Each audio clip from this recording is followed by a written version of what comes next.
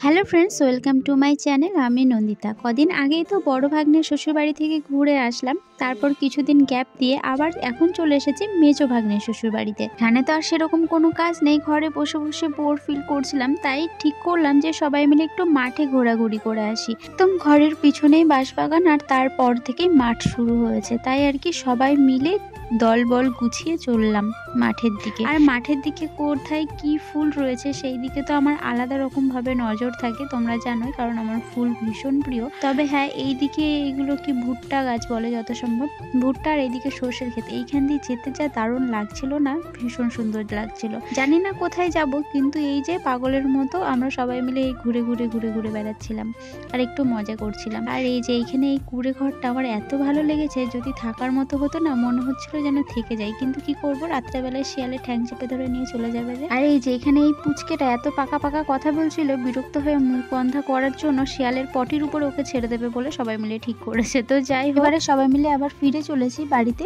তো গেছিলাম এই মাঠের মধ্যে একটা মা কালীর মন্দির আছে, আর সেখানে মা নাকি ভীষণ জাগ্রত, তো সেখানেই গিয়েছিলাম। আর আমি এতটাই অন্যমনস্ক ছিলাম যে ভিডিও শুট করতেই ভুলে গেছি, তাই সেটা তোমাদের সাথে শেয়ার করতে পারলাম না। তো জীবনে প্রথমবার আমি সাদা সর্ষের ফুল দেখছি। তো এখনকার মতো এই পর্যন্তই, সবাই ভালো থেকো।